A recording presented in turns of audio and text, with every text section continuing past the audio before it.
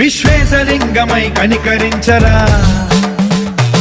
విధి లిఖితమునిక పరపర జరిపి అమృతమి కురిపించరా రామేశలింగమై మహిమ చూపరా